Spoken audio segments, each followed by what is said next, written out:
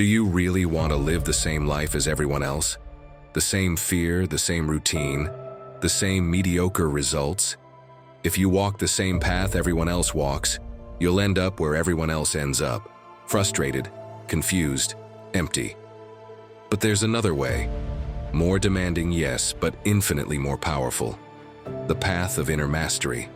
The path of those who choose to rise and never look down again. In this video, you will discover how Stoicism can become your greatest weapon to break through your own limits. What you'll find here isn't meant to decorate your mind, but to transform it. Because when you stop living like everyone else and start thinking like the few, that's when your mindset begins to rise. Maybe right now you think this all sounds impossible, that it's nice in theory, but in practice, no one actually pulls it off. Well, listen to this story, because it's going to show you that even the most forgotten person can rise up and leave everyone else behind. No one remembered his name during the first years of his life. He was just another slave in a Roman household, invisible to all, owned by a man who treated him as if he were worthless. They called him Epictetus, but not even that name truly belonged to him.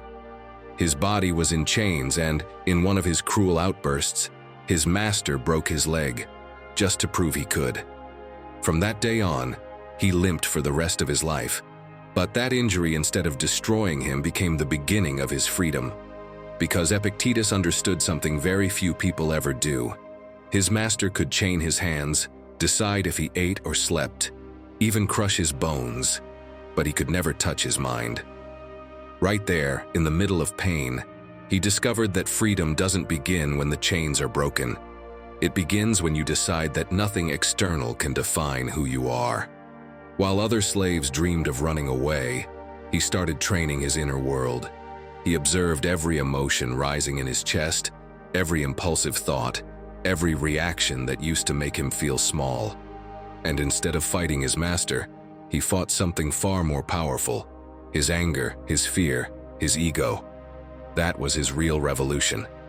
Years later, when he finally gained his freedom, many expected him to seek revenge. It would have made sense, it would have been fair, but Epictetus no longer needed external justice. He had already won the greatest battle. He chose not to hate the man who had humiliated him. He chose not to waste his life looking back. And instead of becoming a bitter man, he became a teacher. In a small corner of the empire, the man who had once been a crippled slave began to teach senators, soldiers, and future emperors how to free themselves from their own mental chains. His words crossed centuries because they came from a place few ever reach: total mastery over oneself. Epictetus never held political power or wealth or fame, but he outgrew them all because he conquered the only kingdom that no one can take from you: your mind. And that's the first lesson on this path. You don't need the world to change in order to win. You need to change yourself until the world can no longer touch you.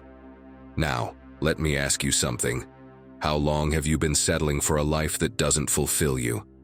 The same fears, the same results, the same "I'll do it tomorrow." If that question stings, it's because deep down, you know you're capable of more. Subscribe and join this community of Stoic minds committed to rising above. And make it clear in the comments by writing, "Today I start rising." If you're tired of getting the same results as everyone else, get ready, because what's coming could change everything. Lesson 1. Your legacy starts today. My friend, when everything is over, you won't be remembered for the money you made or the possessions you accumulated. You'll be remembered for the impact you left on others.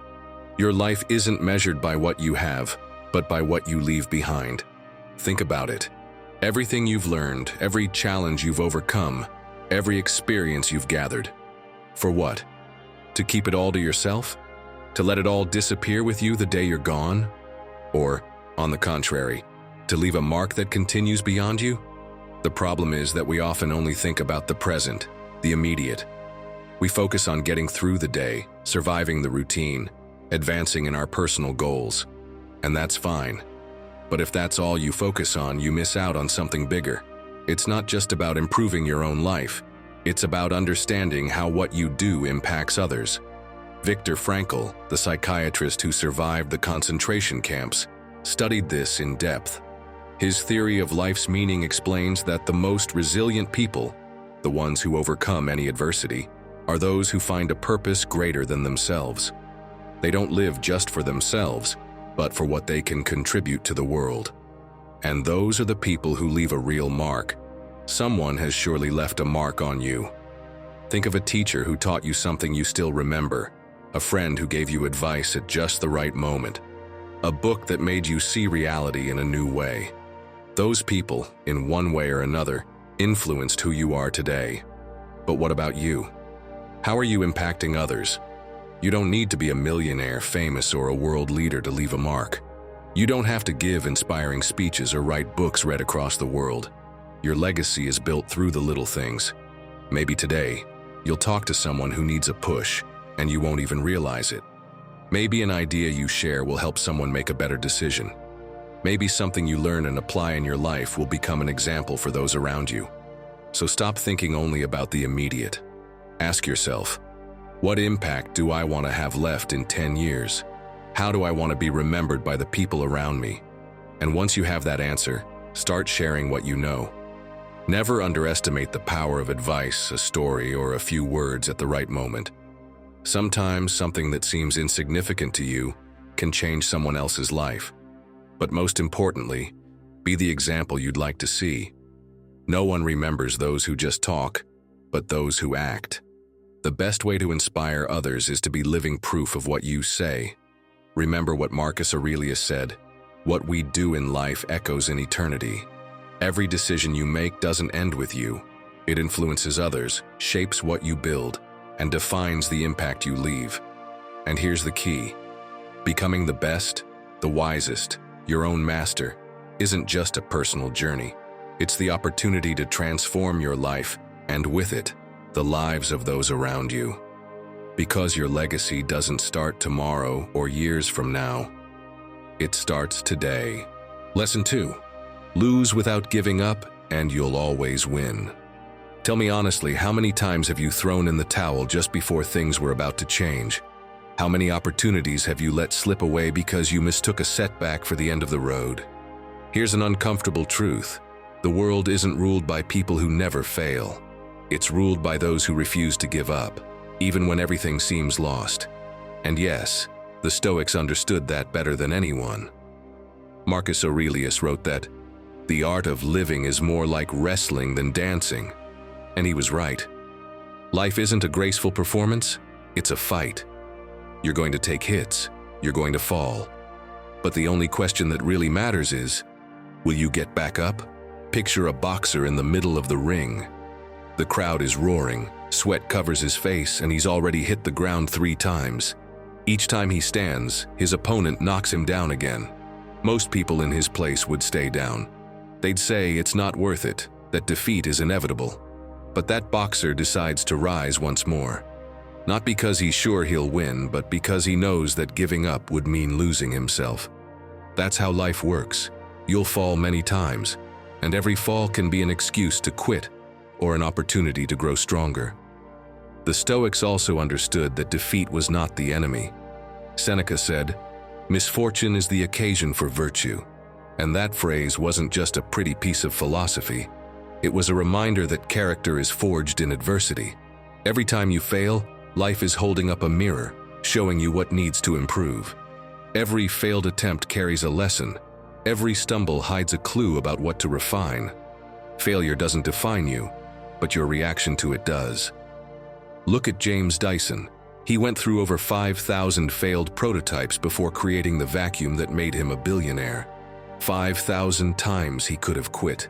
5,000 moments when anyone else would have said, "Enough." But he didn't stop. And every failure brought him closer to success. Or think of Vera Wang. She dreamed of being an Olympic figure skater and failed. Then she tried to build a career in publishing and didn't get the job. Today she's one of the most celebrated designers in the world. Not because she never lost, but because she decided that every loss would become a stepping stone. Here's the part almost no one tells you. Losing and giving up are not the same thing. Losing is inevitable. Giving up is a choice.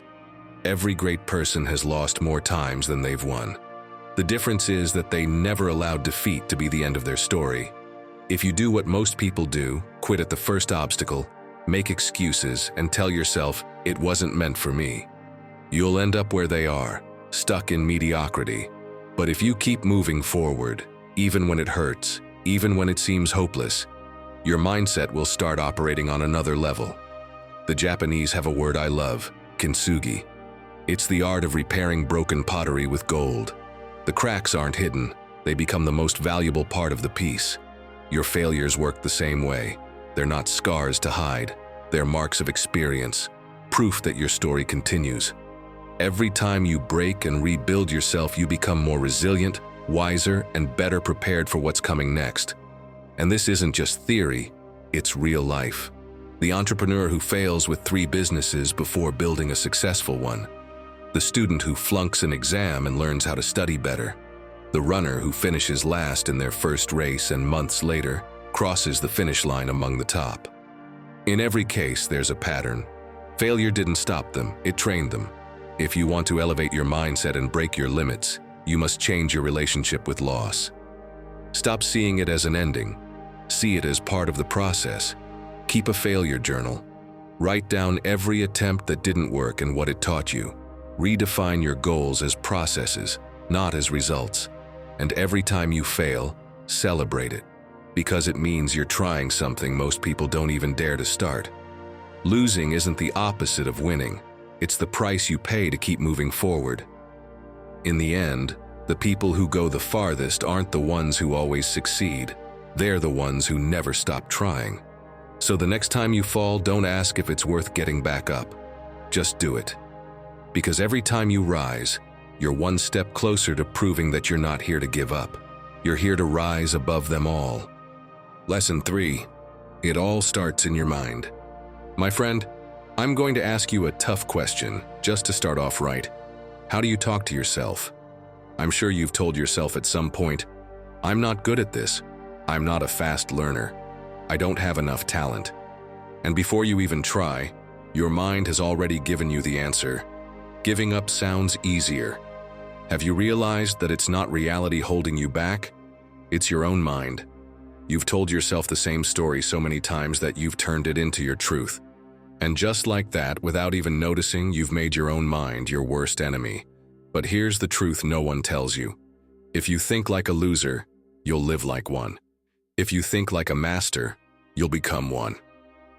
Do you know what Marcus Aurelius would say if he saw you in this situation? The quality of your life depends on the quality of your thoughts.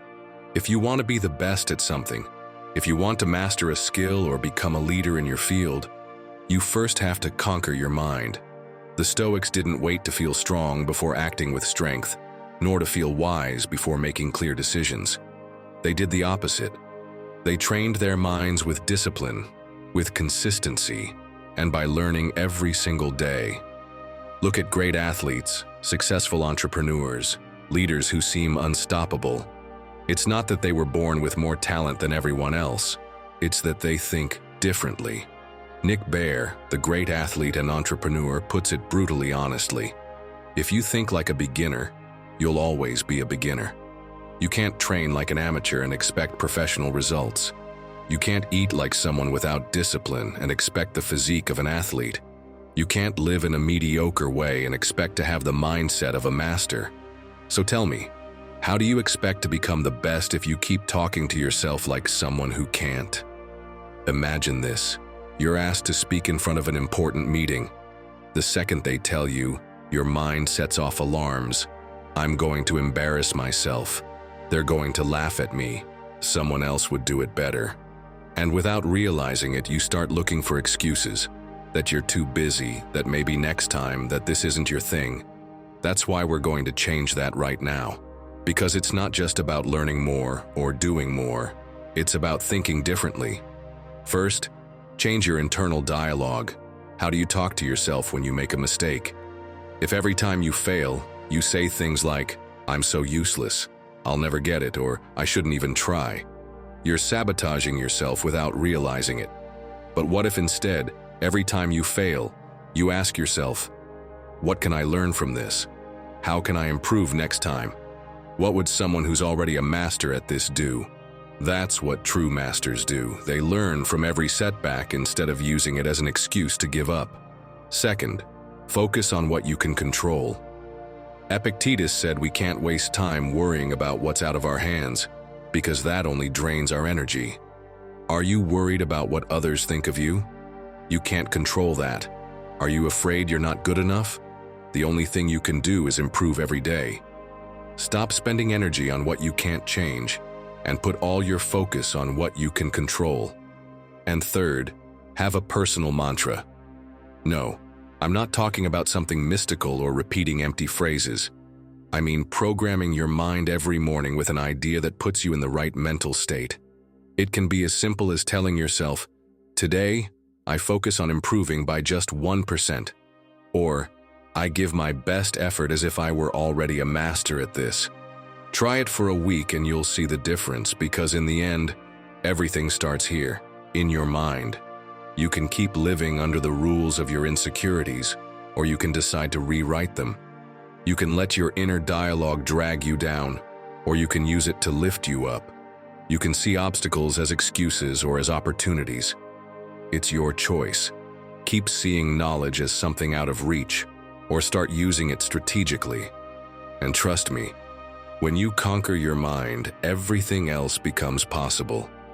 That's how you truly become someone who masters their life. Lesson 4. Memorize like never before. Be honest, my friend. How many times have you tried to learn something new, only to feel like your brain hit the reset button the next day? Or even worse, you study for hours for an exam, but when it's time to answer, your mind goes completely blank, as if someone wiped your hard drive. And the most ridiculous part? You remember the lyrics to a song you don't even like, but you can't retain the information you actually need for your life. How is that possible? Here's the problem. If you don't train your memory the right way, you'll never become the best at what you do. You won't be wiser, you won't master your knowledge, and you definitely won't be your own teacher. Because what's the point of learning if you forget everything 5 minutes later? But you know what? The problem isn't you. It's that the way we were always taught to memorize is, quite frankly, a disaster. In school, they made us repeat things out loud over and over again, as if our brains worked like a tape recorder. But if that actually worked, we'd all be geniuses after hearing a song on the radio 10 times, don't you think? Then, you see people who can memorize a deck of cards in seconds or recall insanely long lists of information effortlessly. And you think, their brains must be built differently. Or, I just don't have a good memory, I was born this way. But what if I told you they don't have a special brain? They just use a different technique. Did you know there are world memory championships? Yes, people who can remember a deck of cards in seconds or recite hundreds of words without a single mistake. But they don't have superpowers. They use a trick, the memory palace. The idea is simple but powerful. Instead of mindlessly repeating information, they turn it into images and place them along a mental path they already know. Imagine you need to remember a shopping list: bread, tomatoes, milk, and coffee. Instead of repeating it like a robot, picture your house filled with exploding tomatoes, a bathtub full of milk instead of water, and a giant loaf of bread sitting on your couch. The absurdity makes your brain hold on to it effortlessly. If the Stoics had known about this technique, they would have used it without hesitation. They already understood that the brain works better with images and associations. That's why Seneca said, "Words must become actions." It's not enough to accumulate information. You have to make it stick and, most importantly, apply it. If you want to train your memory like a true master, here are 3 strategies that will make all the difference. First, use visual associations. This works for everything. If you're learning a new concept, connect it with a clear, easy-to-remember image. Want to remember a negotiation technique? Imagine a chess game. Trying to learn a writing rule? Picture an editor marking up a manuscript with a giant red pen. The crazier the image, the easier it will be to recall. Second, apply spaced repetition. Don't try to learn everything in one go. Science has proven that the brain retains information better when it's repeated at key intervals.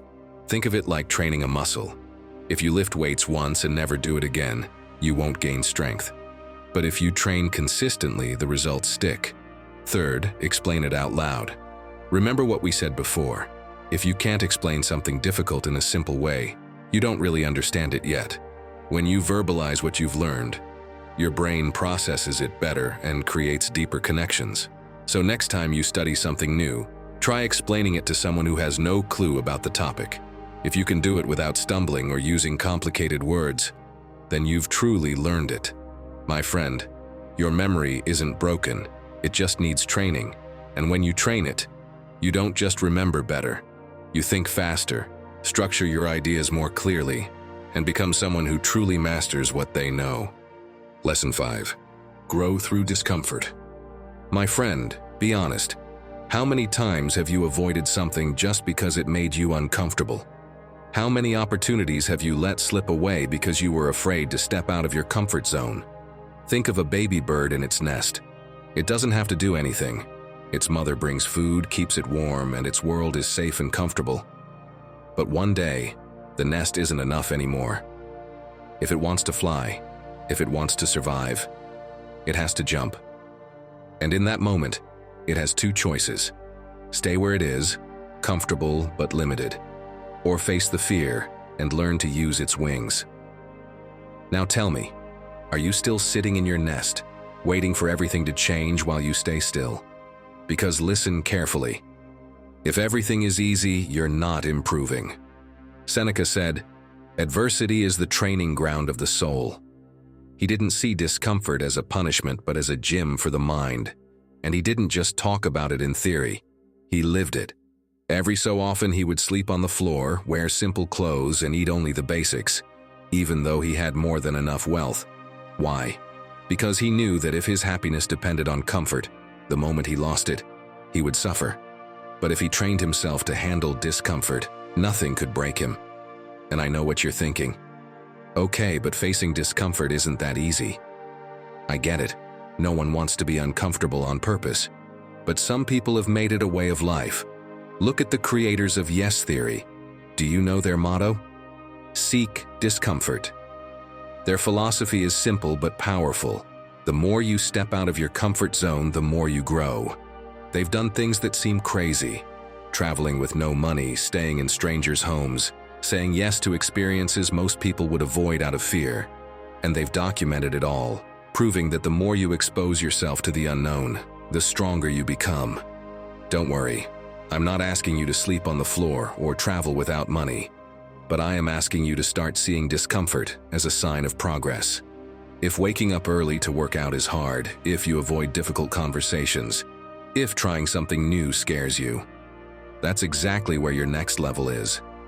Discomfort isn't an obstacle. It's a compass pointing you toward where you need to go. I'm speaking from personal experience. The first time I had to speak in a company meeting, I was terrified. My mouth went dry, my hands were sweaty, my voice was shaking. But I didn't back down. I did it once, then again, and again. Today, my boss trusts me to give talks to the entire team, even to the executives. What used to terrify me is now something I do without even thinking. Because, my friend, discomfort disappears when you face it enough times. Now, I want you to do something. Take a piece of paper and write down the things you avoid because they make you uncomfortable. What could it be? Asking for a raise, resolving a conflict, going to an event alone. Whatever it is, pick one and commit to facing it this week. You don't need to do something massive. Just take one small step. For example, if socializing makes you uncomfortable, go out and say hello to someone new. Discomfort is defeated through action, not overthinking. And even more important, learn to reinterpret discomfort. Instead of seeing it as a danger sign, start seeing it as a growth sign. Think about the gym. When you lift weights, your muscles ache. But you know that pain means they're getting stronger. Discomfort in life works the same way. If something challenges you, it means it's making you better. Every time you feel fear or resistance, repeat to yourself, "This is part of the process." This means I'm growing. So tell me, what do you choose? Comfort now or growth in the long run? Because the difference between where you are today and where you want to be lies in the things you haven't dared to do yet. But when you force yourself to seek discomfort, when you accept it as part of the journey, you become unstoppable. So tell me, what will you do today to step out of your comfort zone and take one more step toward the person you want to become? Sixth lesson. Consistency is your superpower. You might think you're giving it your best shot. But tell me the truth. How many times have you quit just before things were about to start working? Most people don't fail because they're not capable. They fail because they give up too soon. And that's exactly why so many end up with the same mediocre results. They start with excitement, but give up when the effort gets quiet, when the applause fades, when it feels like nothing's changing. That's the big mistake, believing that success comes in bursts of energy. The truth is, life doesn't reward the one who starts the strongest. It rewards the one who doesn't stop. Anyone can begin a project. Very few can stick with it when no one's watching. And it's precisely those few who, sooner or later, rise above the rest. You've probably thought this many times. If I don't read today, it's fine. It's just one day. Or, with how little I can do, I'll just wait until I have more time. But imagine instead that you decide to read 10 pages every day. Just 10. That doesn't sound like much, right? And yet, by the end of the year, you'll have finished over 30 books. Now think about the version of you who only reads when they feel like it, or when there's time. Maybe they finish one, if they're lucky, or none. And that's where everything changes. Not in talent or intelligence, but in consistency. In that quiet decision to keep going, even when it feels like nothing is happening. Epictetus compared it to training the body. No one expects to get strong after just one workout. They know it takes months of consistent practice. The same goes for your mind and character. They don't grow in a moment. They're built through daily repetition of small acts. Every day you practice, your soul trains. Every day you repeat, even just a little, you're chiseling something inside you that builds up and eventually reveals itself. Seneca put it plainly, time is always enough if we use it well. And that's the real issue for most people. They waste their time on short-lived bursts of effort, on sparks that quickly burn out. Meanwhile, someone with less talent but more consistency keeps moving forward. And in the end, they surpass everyone else. Look around you. The people you admire didn't get where they are through luck. They got there because they chose not to stop. The athlete who trains when no one's watching. The musician who plays the same piece over and over until it becomes part of them. The entrepreneur who keeps working in silence while others have already given up. What sets them apart isn't some innate gift. It's the stubbornness to keep going. And this is where you need to ask yourself a hard question. Are your daily actions building something? Or are you still starting and quitting? Because if you take the easy road, the one powered by quick bursts of emotion that fade fast, you'll stay stuck right where everyone else is. But if you choose the consistent path, your mindset will reach a level most never even get close to. Consistency works like compound interest. Every small effort adds up, even when it seems like nothing's changing. That's why you don't need to do something huge all at once. You just need to commit to the small things every day. Maybe today you don't have the clarity to solve all your problems, but you do have 5 minutes to sit down and reflect on how you feel. Maybe you can't change your whole mindset in one day, but you can question one belief that's holding you back. Maybe you don't know your purpose yet, but you can step outside your comfort zone and try something new. Each of those actions may seem insignificant on its own, but repeated over and over, they add up into something massive. Just like money grows with interest, your discipline grows with time. And when you look back, you'll realize those small daily efforts built a version of you never thought possible. Because that's exactly what consistency is, a silent superpower. While others are burning out chasing quick results, you'll be building quietly, strike by strike, day after day. And the moment will come when what once seemed impossible becomes obvious. Not because you're better than anyone, but because you kept going when everyone else stopped. So today, I want you to make it clear in the comments. Right, today I keep going, even if no one sees me. Let it be known that you're not chasing quick wins. You're after real strength. Because in a world where everyone starts and almost no one follows through, being consistent is what will set you apart. And once you are, you won't just have transformed your life. You'll have proven that you were ready to rise above them all. Lesson 7. You are capable of more than you think. Have you ever noticed that most of the time the biggest obstacle in your life is you? Listen, it's not the world. It's not a lack of resources.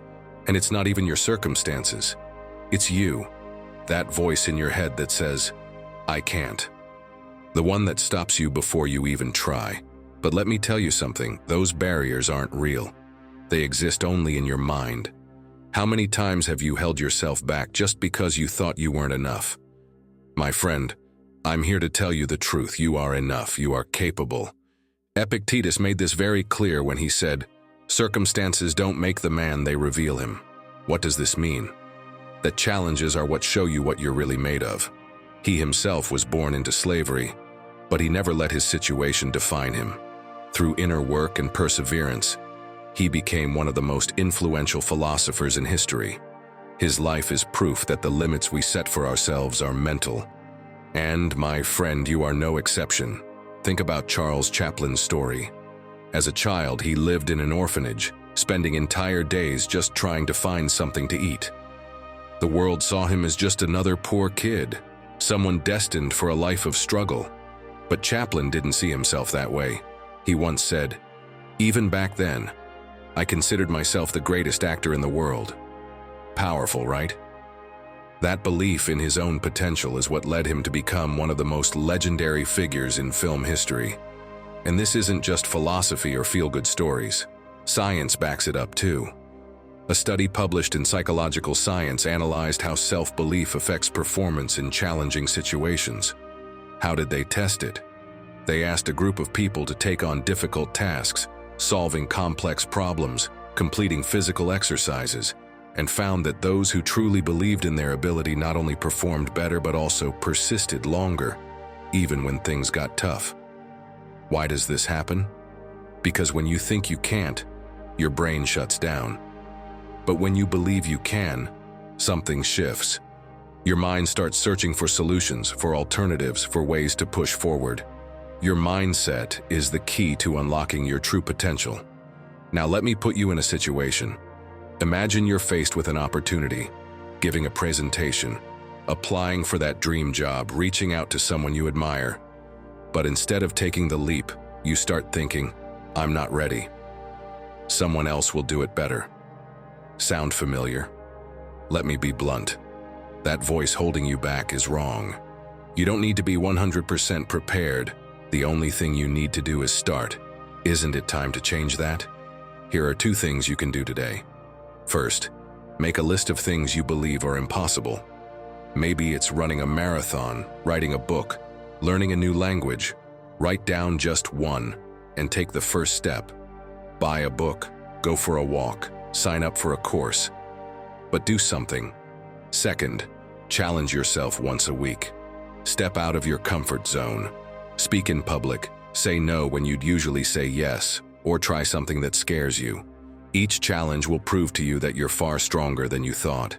Because believe me, you are worth more than you think, you know more than you realize, and you matter more than you imagine. Your potential is there, waiting for you to stop limiting yourself.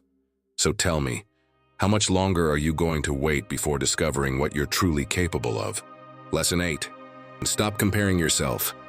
Imagine you're running on a track. You're focused, breathing well, keeping a steady pace. But suddenly you start looking to the sides.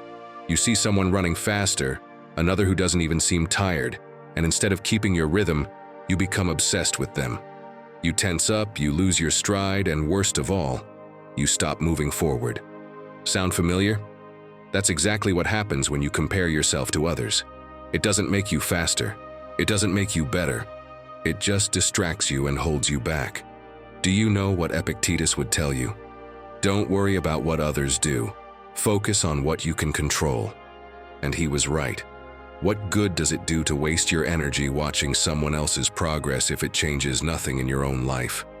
If you spend more time observing what others are doing than working on yourself, you're not just losing focus, you're losing your own progress. And this is where the worst enemy of all comes in: social media. I'm sure it's happened to you. You wake up in the morning, grab your phone without thinking, and start scrolling. You see someone traveling, another person running a successful business, someone else in the best shape of their life. And there you are, still lying in bed, feeling like you're falling behind. But, my friend, do you know what's really happening? You're comparing your reality to the most polished, edited version of someone else's life. And while you're doing that, you're not doing anything for your own life. So, what can you do to break this cycle? First, set personal goals and measure your progress based on who you were yesterday, not on anyone else. If you did something better today than you did last week, that's progress. If you took one more step in your project, that's what matters. Your only competition is yourself. Second, if social media makes you feel inadequate, step away from it. And here's a real piece of advice: don't touch your phone in the first hour of your day. It's forbidden. Studies show that starting your day with social media affects your mood and puts you in a reactive state instead of a proactive one. A great example of this is in the podcast, The 5 a.m. Club, where they explain that the first thing you consume in the morning shapes your mindset. If instead of opening Instagram, you take a moment to plan your day or do something productive, you'll start with a mindset of action instead of comparison. And yes, I know, it's hard to do because we're completely addicted, but it's not impossible. How can you make it easier? First, leave your phone outside your bedroom when you sleep. If necessary, use a traditional alarm clock. Second, when you wake up, do something that helps you improve. Read, write, exercise, or simply plan your day. You don't need to disappear from the internet. Just make sure the first thing you do every morning isn't comparing yourself to others. Now, I want you to ask yourself something honestly. How many hours have you wasted watching other people's progress instead of working on your own? How many times have you let comparison drain the energy that you could have used to improve? My friend, if you force yourself to be better day after day, the only comparison that will ever matter is the one you make with yourself. Ninth lesson: control your emotions, or they'll control your life. My friend, the world is full of smart people who make stupid decisions simply because they couldn't control what they were feeling. Anger destroys relationships in seconds. Fear paralyzes projects that took years to build. Anxiety makes you miss once-in-a-lifetime opportunities. The Stoics saw it with total clarity. Emotions aren't the problem. The problem is when you hand them the controls. Seneca said that anger is an acid that does more damage to the container than to anything it's poured on. Epictetus warned that anyone who lets themselves be driven by what they can't control is doomed to frustration. And they were right. Because when your emotions take the wheel, your destiny is no longer in your hands. Picture this. You get a message that makes your blood boil. You don't think, you don't reflect. You just fire back in anger. And within seconds, what was a small misunderstanding explodes into a full-blown fight. Or take another example. Someone says something that stirs up your insecurity, and you decide to walk away from a project you hadn't even started. All because of a passing emotion. That's how easy it is for something small to take control of your entire life. And the most dangerous part is, you don't even realize it's happening. Seneca wrote a phrase we should all remember daily. Anger is an acid that does more harm to the vessel that holds it than to anything it's poured upon. And he wasn't just talking about anger. He was talking about all the emotions we let grow without control. It's not others who pay the price when you explode. It's you. You're the one who drains your energy, who ruins opportunities, who drifts away from your goals. Epictetus was just as clear. If you get angry over things outside your control, you're condemning yourself to a life of frustration. If you don't choose which emotions to feed, you'll end up being a slave to all of them. Look around and you'll see it every day. People making impulsive decisions and regretting them later. People trapped in fear, too scared to change their lives. Brilliant ideas that die before they begin, because doubt was stronger than action. And no, the solution isn't to feel less. Feeling is part of being human. The difference lies in what you do with what you feel. Marcus Aurelius practiced something he called deliberate calm. In the middle of war, with the entire empire trembling around him, he wrote that the soul must remain steady even when everything else collapses. He wasn't denying the tension or the fear or the chaos. He was simply choosing not to be ruled by them. That's the core of emotional mastery, to feel without losing control. The truth is, intense emotions cloud your judgment. Fear makes you see danger where there is none. Excitement pushes you toward reckless choices. Sadness convinces you nothing is worth it. If you don't learn to pause, you'll always react on impulse instead of reason. And that's the perfect recipe for regret. The Stoics had a brilliant technique for this. Premeditatio malorum, the practice of visualizing the worst-case scenarios ahead of time, so if they happened, they wouldn't catch them off guard. By imagining fear, failure, or loss, they stripped it of its power. It was their way of training to stay calm even in chaos. And today, centuries later, it's just as useful. Because in the end, long-term success depends more on your ability to manage emotions than on your IQ. The winner isn't the smartest. It's the one who doesn't lose their head. Few examples show this better than Nelson Mandela. After decades in prison, it would have been understandable if he came out full of rage. No one would have blamed him. But he chose the opposite path, reconciliation. He knew that hatred would only keep him in chains. That choice wasn't weakness, it was power in its purest form. There are practical ways to start taking control. One of the simplest, the 10-second rule. Anytime you feel the urge to react emotionally, pause, breathe. 10 seconds might seem small, but they're enough for your rational brain to take back the lead. Another tool is naming what you feel out loud. I'm angry. I feel afraid. Naming it reduces its power because it's no longer some invisible monster. And above all, shift how you talk about emotions. Instead of saying, "This makes me angry," say, "I'm choosing to be angry about this."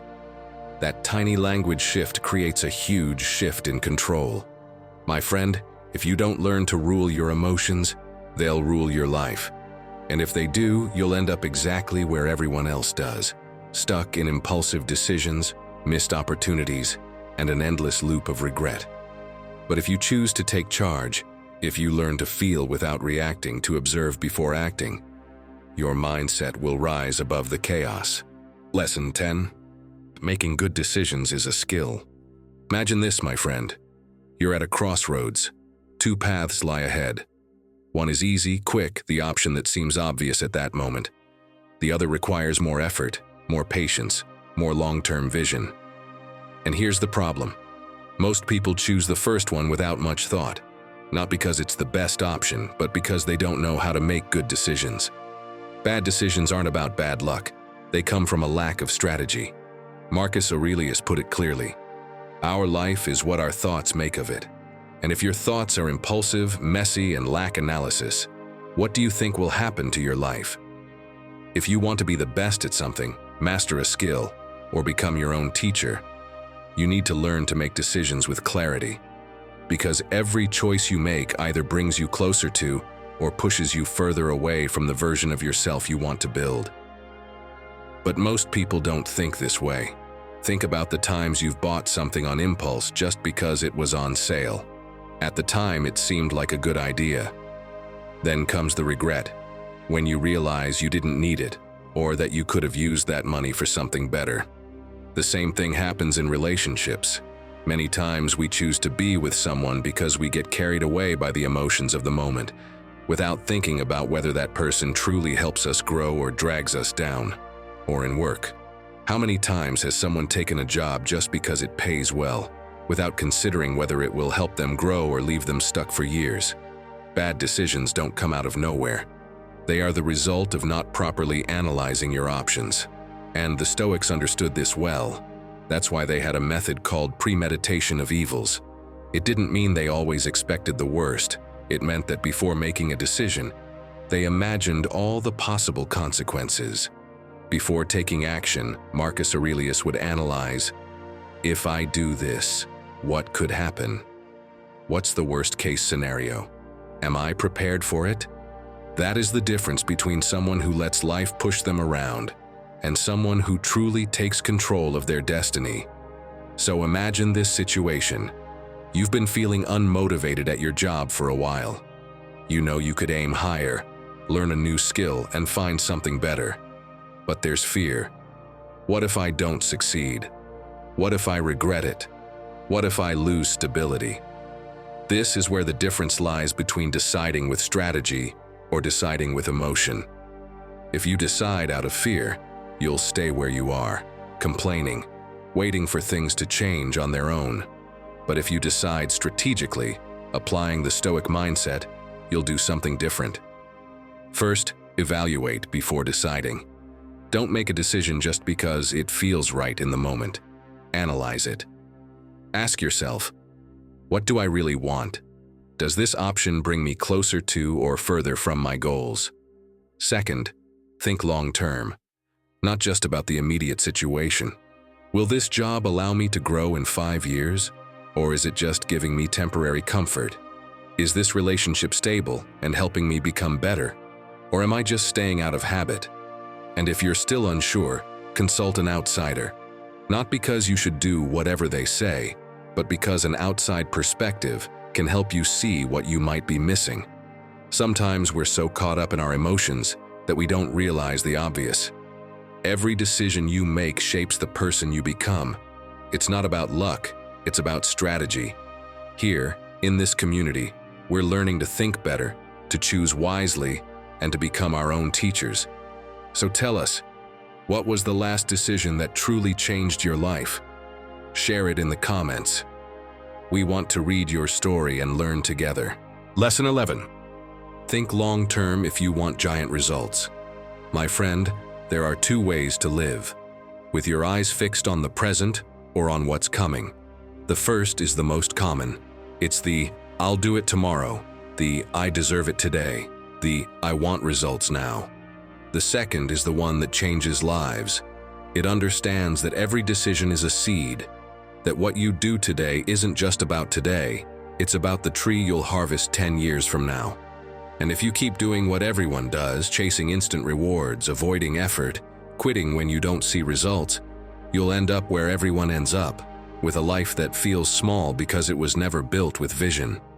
The Stoics talked about this constantly, because they knew the human mind is wired for the immediate. Seneca said we suffer more from our craving for the quick than from reality itself. That impatience is what makes you abandon a project that hasn't bloomed yet, switch paths right before a breakthrough, choose pleasure over progress. And yet, nothing truly great happens fast. An empire, a legacy, a strong character, all are the result of decisions repeated over time. Picture yourself at home, sitting in front of your computer. You have 2 clear options.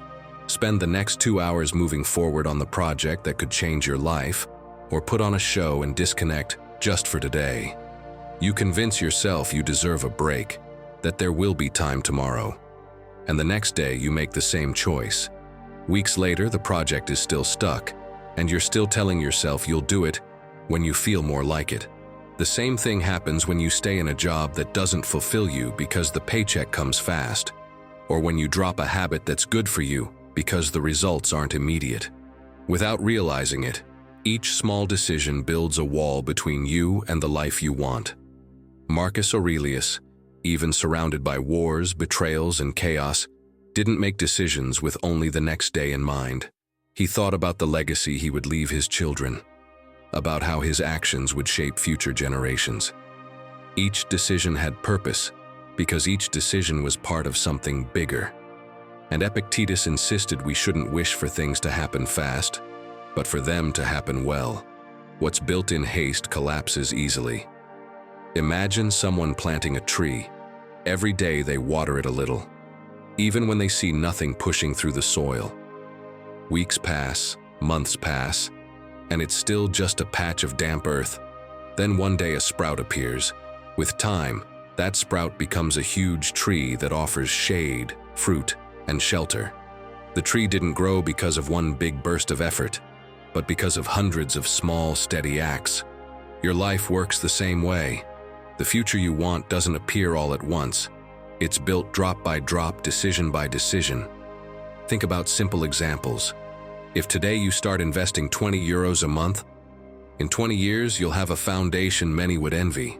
If today you decide to read 10 pages a day, in a decade you'll have read more books than most people read in their entire lives. If today you begin to care for your health, years from now you'll have energy while others have surrendered to decline. The difference between the one who succeeds and the one who doesn't is rarely talent. It's vision. The Stoics lived with that perspective. They didn't make reactive decisions. They weren't driven by the urgency of the moment. They chose each step with the whole path in mind. You can do the same. Before making an important decision, ask, what effect will this have 5 years from now? Make a list of what you truly value, and check whether your current routine brings you closer to it or farther away. And above all, stop demanding immediate results from processes that take time. My friend, if you keep acting like everyone else, looking only at what's right in front of you, expecting everything to happen quickly, quitting when progress is slow, you'll keep living like everyone else. But if you lift your gaze beyond the present and start acting like the architect of your destiny, each decision will begin to add up in the right direction. Maybe the result won't come tomorrow or next month, but it will come. And when it does, it will be so big that you'll know every patient step was worth it. Because in the end, thinking long-term isn't just about hitting goals. It's about building a life that makes sense, a life that reflects your effort and your vision, not your momentary impulses. And if you do that, you won't just be ready to break your limits. You'll be ready for the most important step of all. Now that you understand how to build your destiny, one piece remains: deciding what kind of legacy you want to leave in the world. And believe me, that last step can change absolutely everything. Lesson 12. Confidence is trained. Imagine you're a superhero. You walk out of your house with your suit on, chest up, eyes fixed on the horizon. You move as if the world belongs to you, as if every step you take leaves a mark. You don't hesitate. You don't question whether you're good enough. You just act. Because superheroes don't wait until they feel ready to save the world. They just do it. Now back to reality. How many times have you postponed something because you didn't feel ready? How many opportunities have you let pass while waiting to be prepared? If you keep waiting, let me give you the answer in advance. You never will be. Epictetus put it clearly. Confidence and tranquility do not come from external opinions, but from our own inner strength. And here's the key. Confidence isn't something you're born with. It's something you build. It doesn't come from compliments or approval, but from proving to yourself over and over again that you are capable. Think about it. Arnold Schwarzenegger arrived in Hollywood with a heavy accent, a physique many considered excessive, and a name that most people couldn't even pronounce. They told him he had no future in acting, that he would never land a serious role. And what did he do? He didn't wait for others to give him permission to succeed. He built himself. He kept going, shaping his own path, ignoring the critics, and trusting that consistent effort would bring results. And it did. Today, his name is a brand, an icon of cinema and success. But you don't need to look at Hollywood to understand this. Just look at what science says. Albert Bandura, one of the most influential psychologists of the past century, developed the theory of self-efficacy. His idea is simple. Confidence isn't a fixed personality trait. It's a skill that strengthens with experience. The more you expose yourself to challenges, the more confidence you gain in your ability to overcome them. You've probably seen this at the gym. Someone walks in for the first time looking lost, insecure, afraid of making a fool of themselves. But after a few weeks, as they start handling the weights with more ease, their attitude changes. They move with more confidence. They know what they're doing. It's not that one day they just woke up feeling more confident. it's that they trained it. So, my friend, if confidence is something you can train, how do you strengthen yours? First, do something uncomfortable every day. You don't have to jump out of a plane or give a speech in front of a packed auditorium. Small actions that push you out of your comfort zone are enough. Ask for a discount at a store, start a conversation with a stranger, share your opinion in a meeting. These might seem insignificant, but over time, they add up. Also, have you heard of the power pose strategy? Amy Cuddy, a psychologist from Harvard, proved that how you position your body affects your level of confidence. Try this. Before facing a challenging situation, stand with your feet firmly planted, hands on your hips, back straight like a superhero. It might seem silly, but studies have shown that this simple action increases feelings of self-assurance. And finally, remember your small victories. Every day, write down something you accomplished, no matter how small. It could be as simple as speaking up in a meeting without fear or finishing a tough workout. Every achievement counts, and when you stack enough of them, you start seeing yourself differently. My friend, you weren't born confident, but you can train yourself to be. It's not something others give you. It's something you build day by day, with every action you take. And when you train your confidence, you become your own master. Lesson 13. Your body, your foundation for everything. I'm sure it's happened to you. You try to focus, but your mind feels foggy. You want to move with energy, but your body feels heavy, slow. You try to motivate yourself to do something productive, but everything feels like an exhausting battle. And then it hits you. Your body isn't responding the way you want, and that changes everything. It doesn't matter how much you work on your mind, how many goals you set, how much effort you put in. If your body doesn't support you, everything becomes harder. Let me tell you about my neighbor. For years, her life slowly faded away. She could barely do things on her own. Going to the supermarket became an exhausting challenge. She would get tired from the slightest movement. And over time, she started isolating herself. She stopped going out, stopped smiling. Her world shrank to four walls. And the worst part? It seemed like she had accepted that fate, but her daughter hadn't. One day, she decided to do something for her mother. She started encouraging her to move, even just a little. At first, it was slow steps, full of effort, without much motivation. They went outside for 10 minutes, taking small walks. Then, little by little, they added some stretching, some simple exercises at home. And to their surprise, her body started responding. But do you know what was even more incredible? The change in her mind. It was unbelievable. She was no longer the same withdrawn person. Now she goes out for walks, talks to her neighbors, has more energy, laughs more. Taking care of her body didn't just bring back her mobility, it brought her back to life. So tell me, are you going to wait until it's too late, or are you going to start moving today?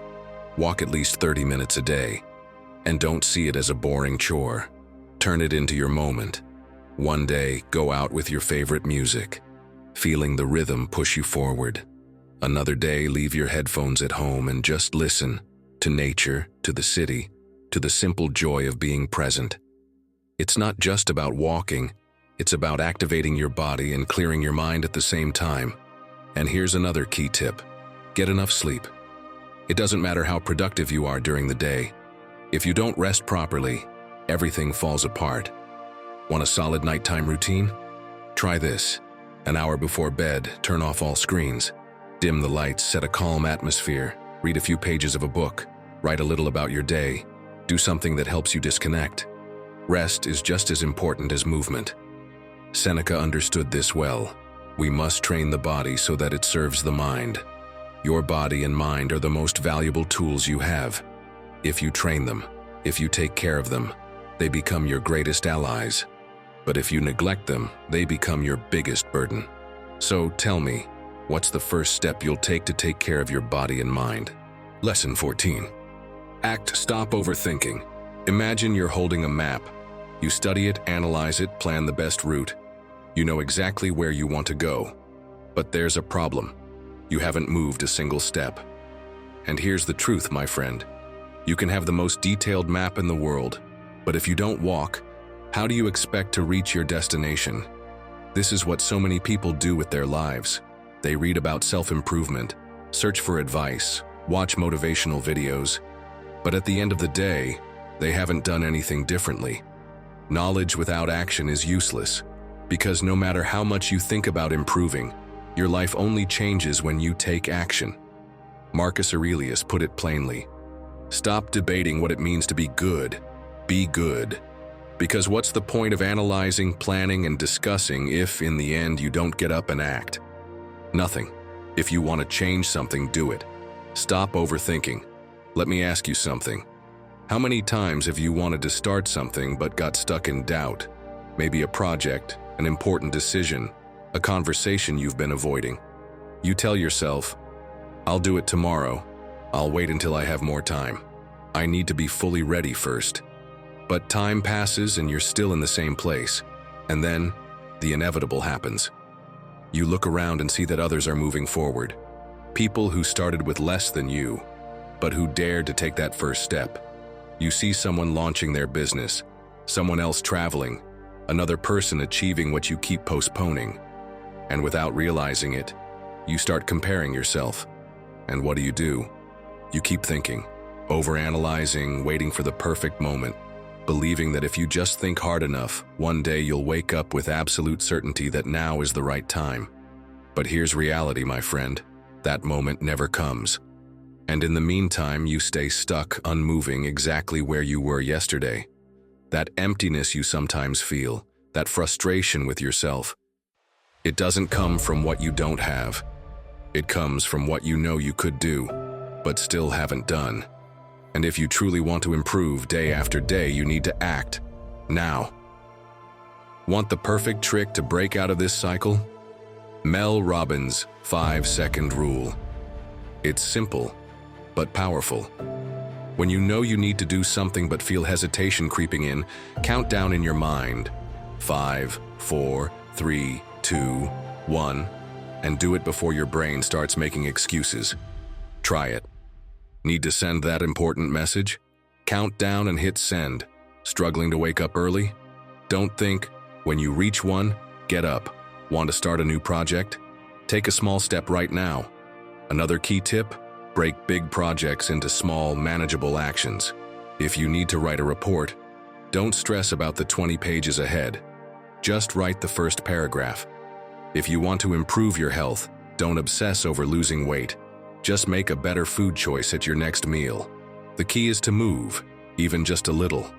Because, my friend, at the end of the day, power isn't in thinking about taking action, it's in taking action. So tell me, are you going to keep holding the map without moving? Or are you finally going to take the first step toward the life you truly want? Everything we've talked about so far has had one purpose: to push you to be better day after day. But if you really want to build the life you desire, there's still one last piece missing, something that ties everything together, the difference between staying stuck or moving forward without stopping. Do you want to discover it? Lesson 15. Master your mind before it masters you. How many times have you been right on the edge of achieving something, and just before taking the leap, your mind whispered, "You're not going to make it." That quiet but persistent voice that sabotages your decisions, convinces you you're not ready, turns an achievable dream into something impossible. We've all been there. And don't think the great Stoics were free from it. They were also hit by thoughts of doubt, fear, and insecurity. But they discovered something powerful. The mind wasn't an enemy to fear, it was a tool to learn how to master. And that's the clearest proof that if you don't take control, your mind will end up controlling you. You can have the best strategy, the most solid routine, the brightest talent, but if your inner dialogue is working against you, you'll lose the battle before it even begins. And here's what most people don't want to admit. It's not the external obstacles that hold you back the most. It's the stories you keep repeating inside your head. Epictetus made it crystal clear when he said that it's not things themselves that disturb us, but the opinion we have about them. That wasn't a comforting philosophical phrase. It was a map. Because what happens outside may be hard, but what happens inside can be devastating. Think about it. Marcus Aurelius carried the weight of the world on his shoulders. You already know what he was doing. Ruling an empire, facing wars, betrayals, and making decisions that could change the course of history. And even then, every morning he set time aside to write down his thoughts, to organize his mind before facing the chaos outside. It wasn't some intellectual ritual, it was a necessity, because he understood that if he didn't bring order within himself, any external storm could bring him down. Your mind is like a wild horse. It has incredible strength, but if you don't know how to guide it, it'll drag you in the wrong direction. And the most dangerous part is, you often don't even realize it's already pulling you there. You see it when you turn down an opportunity because you think you're not ready, or when you give up on a project before it even starts, because you keep telling yourself, "I'm not good at that." You see it when you compare yourself to others and decide you just don't have what it takes. What you think each day shapes what you do, and what you do defines who you become. If your mind keeps saying, "I can't," it will look for proof to make it true. If your mind says, "I'm not capable," it will stop trying. But if you flip the question to, "How can I make this possible?" your brain will start looking for paths where before it only saw walls. Psychologist Carol Dweck proved it with her research on growth mindset. People who believe they can improve through effort and learning end up achieving far more than those who believe their abilities are fixed. The difference isn't in their skills, it's in the way they talk to themselves. And this is where you need to start working. Just like you train your body, you need to train your mind. You can't expect it to be your ally if you've never challenged it. Training it means questioning every thought that holds you back. It means observing without reacting, choosing consciously what to focus on, and not letting your first emotions make the decisions for you. Try this simple exercise. Once a week, take a few minutes to write down the thoughts that keep repeating in your head. Read them carefully and ask yourself, is this bringing me closer to what I want or pulling me away? If it's not helping you, change it. Replace every "I can't" with "What do I need to make this happen?" Every "This is too hard" with "I'll break it down into smaller steps." At first, it'll feel forced, but with time, that new voice becomes your natural one. You can also practice this each night before you go to sleep. Close your eyes and think, how would I speak to myself if I were truly on my own side? Not with criticism, but with confidence. Ask yourself, what would I say if I were my own mentor? This simple shift starts to rewire the inner dialogue that's been shaping your life. Remember this, my friend. If you don't govern your mind, someone else will. Your fears, your past, your insecurities. They'll all take the wheel if you don't. And if you keep thinking like everyone else, repeating the same "I can't," the same excuses, the same limits, you'll end up exactly where they do. But if you choose to master your mind, if you decide to guide the horse instead of letting it drag you, your mindset will rise above any obstacle. Lesson 16. Learn like a true master. A long time ago in a distant kingdom, there was a young apprentice who dreamed of becoming the wisest man of his generation. He spent his days locked in the castle library, reading every scroll and memorizing every word. He knew about history, philosophy, astronomy, and never missed a chance to show it. If someone mentioned a topic, he would jump in with a long explanation. If an elder shared a lesson, he would correct them with facts from books. He was convinced that his knowledge made him superior. One day the king, intrigued by his reputation, decided to put him to the test. He took him to a lake deep in the forest and asked him to measure its depth. Confident, the young man took a rod, dipped it in the water, and declared with certainty, "Exactly 1 meter, Your Majesty." The king smiled, picked up a stone, and threw it into the water. Both watched as the stone disappeared into the darkness below.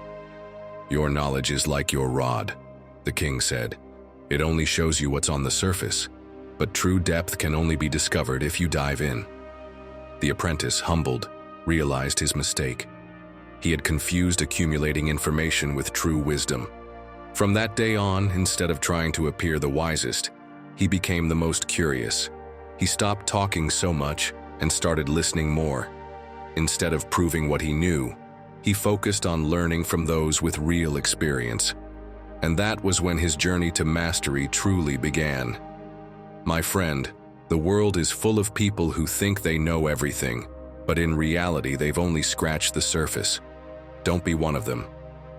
Seneca put it clearly, "While we teach, we learn." It's not just about collecting facts, but about understanding how to use them. Think about this. Have you ever seen someone cram for an exam only to forget everything within days? Now compare that to the student who asks questions in class, who looks for connections between ideas, who dares to challenge what they read. Guess who ends up truly understanding the subject? True masters aren't the ones who know everything. They're the ones willing to question, to learn actively, and to apply knowledge in the real world. Physicist Richard Feynman said that if you can't explain something simply, you don't understand it well enough. So, put yourself to the test. The next time you learn something new, try explaining it to someone as if you were talking to a child, or better yet, to your grandmother. If your grandmother doesn't get it, go back and study it until you can explain it like a true master. You're probably wondering, but how do I do that? Trust me, it's easier than it seems. First, teach what you learn.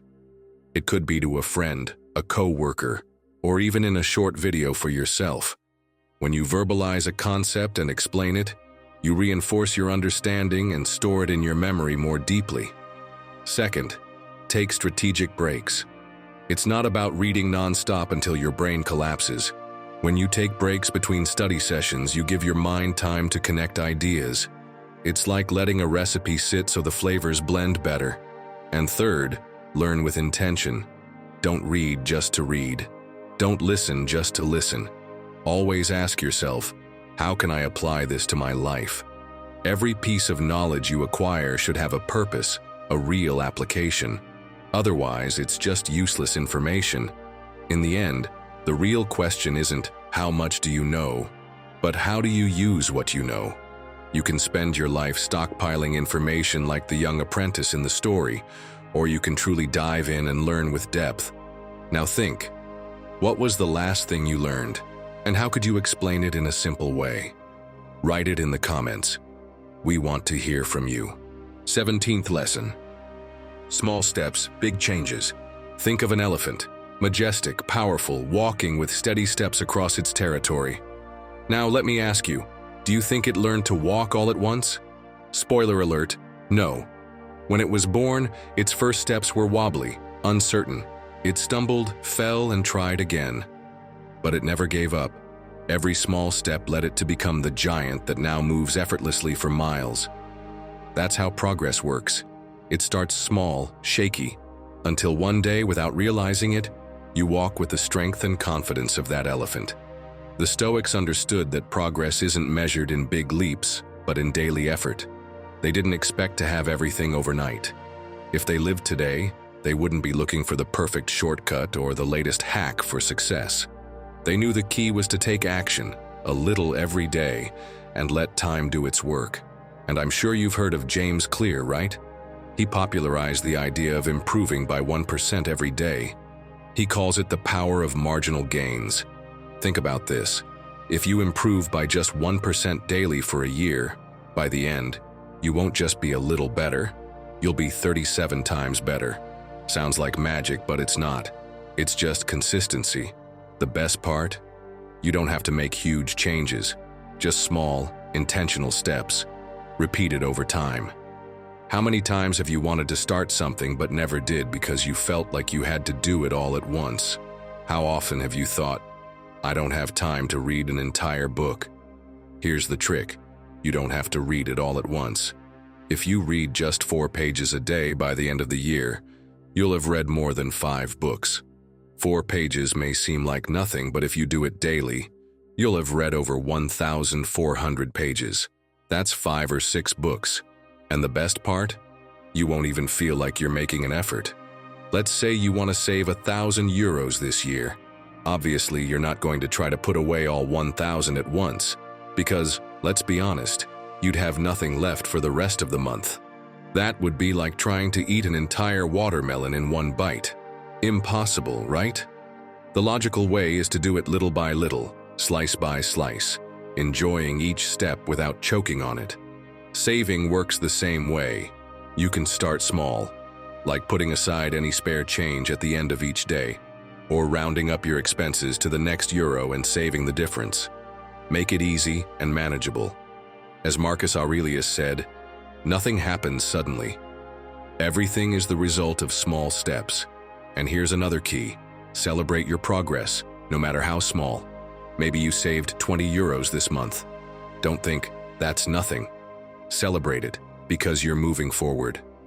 Every small win is one step closer to your goal and gives you the motivation to keep going. Remember, those tiny steps, when added up, are what create massive transformation. The power of small steps is that they compound. Day after day, 1% here, 1% there, and suddenly, you realize you've completely changed your life. So tell me, what small step can you take today? You don't have to do it all at once. You just have to start. Because when you push yourself to be just a little better every day, you're building a version of yourself that doesn't just achieve goals, it exceeds them. Lesson number 18. Seek discomfort if you truly want to grow. The sun was barely rising over Rome, and the streets were still empty when Seneca stepped out of his home. He wasn't wearing the elegant robes that usually marked a man of his status. That day, like so many others, he had decided to leave his wealth hanging in the wardrobe. He walked dressed in rough, worn clothes, the same kind worn by men who could barely afford to eat. He felt the cold seeping through the fabric and the chill of the stone beneath his sandals. Some people stared, others laughed, but he kept walking, silent, unbothered. He had nothing to prove to anyone. He simply wanted to remind himself of a lesson he considered essential. If you depend on comfort, you will never be truly free. That was his training. He didn't lift weights or run marathons. His battlefield was voluntary discomfort. By exposing himself to what others avoided, he strengthened his mind. By choosing the hard path when he could easily take the easy one, he made sure that when hard times came, and they always do, nothing could break him. And that, my friend, is one of the most powerful truths in Stoicism. Growth doesn't live in comfort. It hides in what challenges you, in what hurts, in what pushes you beyond yourself. The problem is, we've turned comfort into a modern god. We worship instant pleasure, predictable routines, and security disguised as stability. But that same comfort that makes you feel safe today is the very thing that can trap you tomorrow. You tell yourself it's prudence, that the right moment will come, but deep down you know the truth. Most of the time it's fear. Fear of failure, fear of loss, fear of stepping into the unknown. And that fear is what keeps almost everyone stuck exactly where they are. Think about it. You stay in a job you hate because at least it's stable. You avoid an uncomfortable conversation because you don't want problems. You postpone the decision that could change your life because it's not the right time. And each of those excuses keeps you exactly where you are. Comfortable, yes, but small. Discomfort, on the other hand, is like an invisible gym. Every time you face it, your mind gets stronger. Every time you choose the harder road, your limits expand. It's like fire. If you avoid it, it consumes you from the outside. If you learn to move within it, it forges you from the inside. That's why the Stoics deliberately sought out discomfort, not because they were masochists, but because they knew that every step outside the safe zone was a step closer to inner freedom. And you don't have to do anything extreme to start training. Start small. Do one thing each week that makes you uncomfortable. Speak in public if it terrifies you. Ask for what you're afraid to ask for. Seek rejection so it stops controlling you. Swap an easy routine for a demanding one. Wake up an hour earlier. Train when you don't feel like it. Spend an entire day without looking at your phone. Each of these decisions may seem insignificant, but they're like weights for your character. Each repetition makes you stronger. You can also learn to reinterpret discomfort. It doesn't always mean something's wrong. More often, it's a sign that you're growing. Fear isn't a wall, it's a door. Resistance isn't a warning to stop, it's an invitation to move forward. Every time that inner voice tells you, better not, that's exactly where you need to go. What you avoid most is usually what you need most. My friend, if you keep following the path of comfort, you'll end up like the majority, living within a small, safe, predictable, and limited perimeter. But if you learn to see discomfort as your ally, your mindset will rise to a level that very few ever reach, because the world belongs to those willing to do what most people avoid. So here's my challenge. Today, choose something that makes you uncomfortable, and do it. Don't overthink it. Don't wait for the perfect moment. Do it precisely because you don't feel like it. Because the very moment you decide to face discomfort, you begin rewriting your story. And when you look back, you'll see that the things you feared most were the ones that helped you grow the most. That what once made you uncomfortable now empowers you. And that every step outside your comfort zone was actually the step that took you away from the crowd and closer to surpassing them all. Now tell me, what's that thing you've been avoiding just because it makes you uncomfortable? It could be small or huge, but you know that's where your next level begins. Write it in the comments and leave this as a promise to yourself. Today, I choose the uncomfortable path because that's where I begin to rise. Lesson 19. Adapt or fall behind. Oof, my friend. Adapt or fall behind sounds tough, doesn't it? The world changes every day. The rules of the game never stay the same for long. Technology advances, ways of learning evolve. What was trending yesterday is history today. And here's the key question. If you don't change with the world, how do you expect to be the best at what you do? How will you become wiser if you cling to the old ways? The truth is simple. Either you adapt or you fall behind. Think about something as basic as a paper map. Years ago, no one would go on a trip without one. But tell me, when was the last time you used a physical map? Exactly. Now we have GPS in our pockets, real-time navigation, artificial intelligence optimizing routes. And if someone insisted on using paper maps while ignoring technology, what would happen? They'd get lost. That's how it is with everything. What works for you today might be obsolete tomorrow. Not because the world is unfair, but because change is the only constant. Seneca left us a lesson that fits perfectly here. It's not that we don't have enough time, but that we waste a lot of it. And that includes clinging to things that no longer serve us. If you keep holding on to outdated methods just because they feel comfortable, you're losing opportunities to grow.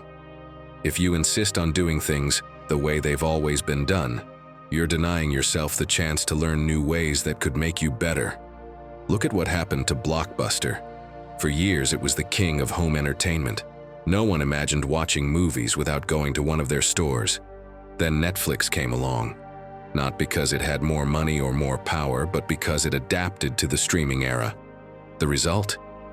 Blockbuster disappeared. Netflix grew to dominate the industry. And all because of one simple reason. One adapted, and the other didn't. The same happens with people. Carol Dweck, a psychologist and author of the growth mindset theory, explains that there are two types of people: those who see change as a threat, and those who see it as an opportunity. People with a fixed mindset believe that skills are static, that if they're not naturally good at something, it's not worth trying. On the other hand, people with a growth mindset understand that everything can improve with effort and learning. Who do you think gets further? You probably have someone like this in your family, that person who always complains about new phones, about how everything is digital now, about how things were better before. They say they don't want to learn, that their old phone is enough, but when they need to do something important, like make a video call or send an email, who do they call? You. Because of course their old phone can't do it, or they simply don't know how. And the worst part? Instead of learning how to use it themselves, they stick to their same stance, complaining about new things and relying on others. In the end, instead of being more independent, they end up needing someone else to solve their problems. That's what happens when you resist change. You become dependent on those who do adapt. So my friend, how do you make sure you're not that person? The most important thing is to be curious And no, I don't mean spying on your neighbors through the window, that's not it. But instead of rejecting new things, ask questions. Learn how they work, explore their benefits. You don't have to accept everything immediately, but you should understand it before dismissing it. It's also key to stay ahead. If you see that something is changing in your environment, don't wait until it's mandatory to learn it. Prepare yourself beforehand. Those who adapt first always have an advantage over the rest. And one thing you must never forget, accept that failure is part of the process. Adapting doesn't mean getting everything right on the first try. It means learning from mistakes quickly and moving forward. If you want to be the best, the wisest, your own master, you need to understand that nothing in this world is static.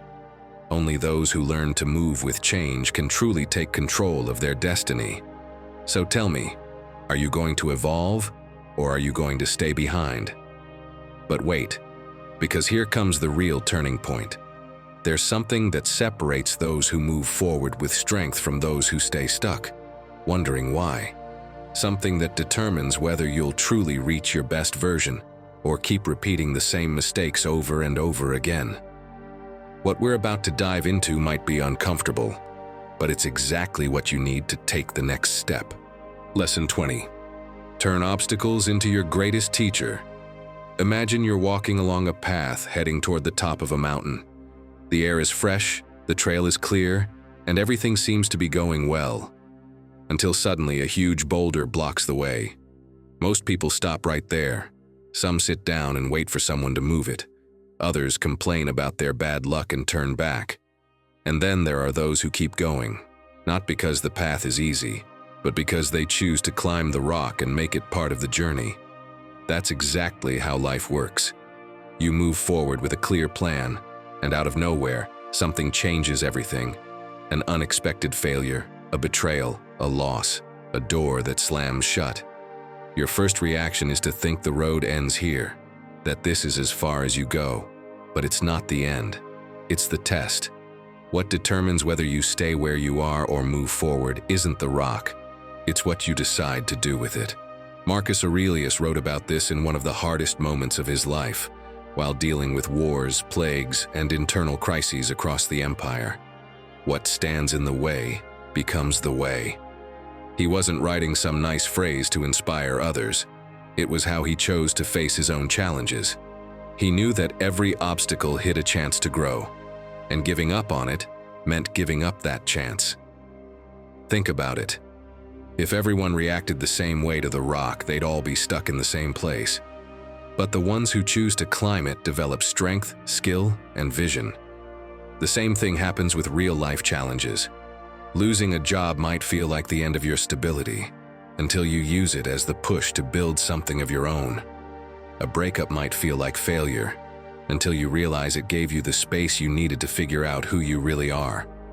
Even a mistake can feel like a burden, or become the start of your reinvention. The obstacle is not your enemy, it's your trainer. Every blow teaches you something. Every stumble prepares you for what's next. And yes, it often hurts. But without friction, there's no progress. And no, don't think the Stoics denied pain. They accepted it as an inevitable part of the journey. They knew they couldn't control what happened on the outside, but they could always control how they responded. That's why when reality put a wall in front of them, they didn't ask, "Why me?" They asked, "What can I do with this?" That's the difference between those who get stuck and those who rise above their circumstances. Now apply that to your own life. Every time something goes wrong, ask yourself 3 simple questions. What can I learn from this? What's in my control to change? How can I come out of this stronger? At first, the answers might not be clear. But just asking those questions shifts your mindset. You stop seeing the rock as a dead end and start seeing it as a step up.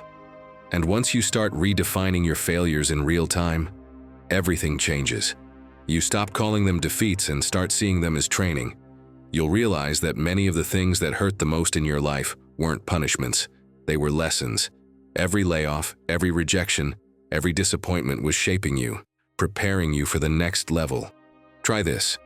Write down the obstacles that have marked you the most. Next to each one, note what it taught you. You'll be surprised to see that without them, you wouldn't be who you are today. Because they weren't just stones in the way, they were steps that helped you climb higher. My friend, you're not defined by the obstacles you face, but by what you choose to build with them. While many sit in front of the wall that blocks their way, you can use it as a springboard. While others stay stuck in complaints, you can turn pain into wisdom. And while most people give up after the first hit, you can choose to let each hit make you stronger. If you keep reacting like everyone else, you'll stay in the same place as everyone else. But if you learn to see challenges as teachers, your mindset will rise to a level where nothing can stop you. Because the real difference isn't in the path you walk, it's in what you do with each obstacle that shows up. And when you start using every stone as fuel, that's when you'll be ready to break through your limits and leave behind everyone who gave up too soon. Lesson 21. If you don't focus, you lose. Imagine your day as a video game. You have a clear goal: to improve at what you do, learn new skills, and level up. But here's the catch. Every time you get distracted, you lose a life. You pick up your phone to reply to a message, and before you know it, you've spent 30 minutes on Instagram. Beep, one life down. You sit down to study, but every 5 minutes you check your notifications. Beep, another life lost. You start working on something important, but then remember you need to reply to an email. And suddenly an hour is gone on secondary tasks. Game over. The problem isn't that you don't have time. The problem is that you're wasting it on small distractions that seem harmless, but leave you stuck in the same place at the end of the day. Does this sound familiar? Don't worry, it's not a coincidence. Social media, TV, video games, and even streaming platforms are designed to capture your attention and keep you hooked for as long as possible. The documentary The Social Dilemma explains it well. Every time you open an app, an algorithm is analyzing what you like, what grabs your attention, what keeps you scrolling. It's not that you lack willpower. You're fighting against systems created by experts to keep you distracted. But what would a Stoic do in today's world? Would they let themselves get trapped by all these distractions? Spoiler, no. The Stoics understood that attention is one of the most valuable resources we have. It's not just about working hard, it's about working with intention, about doing what truly matters. And in a world where distractions are everywhere, staying focused isn't just an advantage, it's a necessity. Marcus Aurelius knew this well. Focus every minute as if it were your last, because if you live distracted, you're not really living at all. And here's the key. If you don't learn to take back your focus, you will never own your time. And if you don't own your time, how do you expect to become the best at what you do? How will you master anything if your attention is scattered in 1,000 directions? Think of it this way. Imagine you want to improve in a computer program that could open doors to a better job. You have everything you need to learn it. Free courses, tutorials, practice. But every time you try to focus, you end up checking messages, jumping from tab to tab, or watching a random video. Days go by, weeks, months, and you're still in the same place. So tell me, how can you become your own master if your attention is being hijacked every moment? This is where we take action. You need to build a system that helps you truly concentrate. If you need to learn something new or work on an important project, create a space where there are no notifications popping up every 2 minutes. Use airplane mode, block social media, or leave your phone in another room. If the Stoics trained their minds to resist the temptations of pleasure and comfort, why wouldn't you be able to resist a TikTok notification? Also, work in time blocks. Don't try to focus for endless hours. Your brain isn't designed for that. Try the Pomodoro technique. 20 or 25 minutes of deep work, followed by a 5-minute break. Or use longer focus sessions if that works better for you, but set specific times to work without interruptions. And remember, you're not a robot. It's impossible to focus on 10 tasks at once. Jumping from one thing to another doesn't make you more productive. It makes you less efficient. If you're learning something new, dedicate time to it without mixing it with other activities. Your brain needs to focus on one thing at a time to truly absorb information. My friend, you can't become an expert if you let distractions steal your attention all the time. You can't be your own master if you keep letting the world dictate where your energy should go. But every time you manage to focus, you regain a life in the game. Every time you avoid a distraction, you give yourself more chances to move forward. Every time you choose to train your mind instead of letting others control your attention, you get closer to the version of yourself you truly want to be. Lesson 22. Train in silence, so you can shine when the time comes. Picture an archer training at night, alone, with the wind whipping across his face and darkness covering everything around him. No one sees him. No one applauds the hours he spends practicing. Sometimes he doesn't even hit the target, but he stays there night after night, sharpening his aim in the shadows. Then one day, in the middle of the battlefield, when everyone else trembles as they draw their bows, he shoots with perfect precision. And it's not luck. It's because he's done it 1,000 times when no one was watching. That's how life works too. Most people want to stand out, but few are willing to train without an audience. Many want to be admired, but almost no one wants to pay the price of silent excellence. Everyone wants results, but only a few are willing to work when there are no promises, no rewards, no witnesses. And that's the difference. Those who prepare without applause are the ones who, when the moment comes, rise above everyone else. Seneca put it simply, luck is what happens when preparation meets opportunity. And that's the problem for most people. They wait for the opportunity before they start preparing. They wait for the perfect job to learn the skill, for the right person to appear before becoming their best self, for someone to notice them before they start putting in the effort. But by the time the door opens, it's already too late. If you're not ready, the opportunity passes you by. Epictetus compared it to the training of an athlete. You can't wait for the competition to start building strength. You have to do it every day, even when there's no crowd, no noise, no reason to perform. In the same way, you can't wait for life to demand mental strength before you start developing it. You have to train it now, quietly, while everyone else is distracted. History is full of people who lived this truth. Kobe Bryant woke up at 4 a.m. to train while his teammates were still asleep. Simon Sinek explains that true leadership is built in the unseen moments, when you make hard decisions with no recognition. Great musicians play for years in empty rooms before stepping onto great stages. And when their time comes to shine, it looks sudden. But in reality, it happened long before. The problem is, we live in a world that glorifies results and ignores the process. We want to post every small achievement, get validation at every step, prove to the world that we're doing something. But while some are busy showing off, others are quietly preparing. And when opportunity finally comes, they don't need to speak. Their work speaks for them. My friend, if you keep following the path most people take, the path of instant gratification, impatience, and constant need for recognition, you'll end up where they all do, exhausted, frustrated, and unprepared when life tests you. But if you choose the path of invisible work, if you do the right thing even when no one is watching, if you train your mind, body, and skills without witnesses, you'll build an advantage very few people ever have. There's a metaphor I love, the iceberg. The tiny part above the water is what everyone sees, success, talent, recognition. But what holds it all up is what lies beneath. Years of silent effort, sleepless nights, hidden failures, endless repetitions. That invisible part is what changes everything. So how do you train in silence? Each day, dedicate time to working on something no one will applaud you for.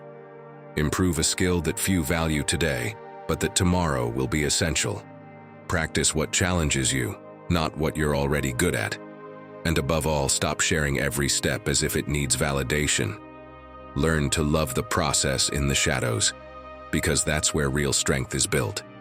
When your moment finally comes, and believe me, it will, you won't need to explain anything. You won't need to convince anyone that you belong there. Your preparation will speak for itself. Your actions will tell your story. And while others wonder how you achieved it overnight, you'll know that overnight took years. So today, make a commitment to yourself. Ask, what can I start training now, even if no one sees it? And when you find the answer, start today. Because the greats don't just appear, they are built in silence. And when opportunity comes, they don't chase it. They're already ready to take it. And in that moment, my friend, that's when you stop being one of many and become someone capable of rising above them all. Lesson 23. Build habits that never fail. Do you know the biggest mistake people make when trying to change their lives? Believing that willpower alone will be enough. Listen, no matter how motivated you feel, that energy won't last forever. But do you know what will? Habits. Because, let's be clear, strong habits aren't built on motivation. They're built on systems. If you rely only on willpower, sooner or later, you'll fail. But if you design a system that works for you, habits become second nature. Let me share something personal, something that might help you. A few years ago, I had an injury that forced me to stretch every day to avoid pain. At first, I struggled with consistency. I'd do it one day, but the next, I'd forget or just not feel like it. It was frustrating, but one day I decided to change my approach. I stopped relying on my memory or willpower. I created a system. I placed my yoga mat right next to my bed so it would be the first thing I saw in the morning. I made it a ritual. I played the same 3-minute song every time and committed to doing it, no excuses. The result? Within weeks, I didn't even have to think about it anymore. It became automatic. That system changed everything, and the habit stopped feeling like a burden. Scott Adams, the creator of Dilbert and author of How to Fail at Almost Everything and Still Win Big, puts it bluntly. Goals are for losers, systems are for winners. What does he mean by that? Goals on their own can trap you in frustration. You become so focused on the final result that you forget what really matters, the process. If you're only thinking about the outcome, every little setback can feel like a failure. But if you focus on building a solid system that moves you forward day after day, the system will keep you going, no matter what. So, how do you create a system that builds habits that never fail? Start small. Don't try to change everything at once. Let's say you want to drink more water. Don't aim for 2 liters a day right from the start. Begin with something manageable, like drinking a glass of water as soon as you wake up. And make it easy. If a habit requires too much effort, you'll quit. Think about it. What's more effective, getting out of bed and walking to the kitchen to fill a glass of water, or having a full bottle of water already waiting for you on your nightstand? The answer is obvious, right? When you remove obstacles, habits become effortless. You won't have to think about doing it. It'll just be there, ready to go. And here's the key. Integrate your habit into your daily routine. Don't try to create a habit in isolation. Attach it to something you already do. This is called habit stacking. For example, if you already have the habit of brushing your teeth in the morning, use that as a trigger for your new habit. You brush your teeth, you pick up the glass of water you left the night before, and just like that, you've started your day with a new habit. Why does this work? Because when you link a new habit to something you already do, you don't have to remember it or rely on willpower. Over time, it becomes as automatic as brushing your teeth. Seneca made this clear centuries ago. Consistency beats talent. It's not about what you achieve in a single day. It's about what you can sustain over time. Think of habits like a flowing river. You don't need to push the water. You just have to design the right path so it keeps flowing, day after day until it carries you to success. Trust me, my friend. Building systems isn't about making life harder. It's about making it easier and more effective. Lesson 24. Your time is gold. Use it like a champion. Picture Marcus Aurelius, the most powerful man in the known world, receiving each morning a chest filled with 24 golden coins. No more, no less. He knows that when night falls, those coins will disappear forever, never to return. He could spend them on luxuries, fleeting pleasures, or meaningless debates. He could even leave them forgotten on the table while the day slips through his fingers. But he doesn't. Each coin has a purpose, a clear destination. One to write his reflections, another to train his body, another to listen to his advisors and learn. because he understands that those coins aren't gold, they're ours, and each one is a piece of his life that will never come back. Now think about yourself. Every morning when you open your eyes, you receive the same chest, 24 coins. Yet many of them vanish before you even notice.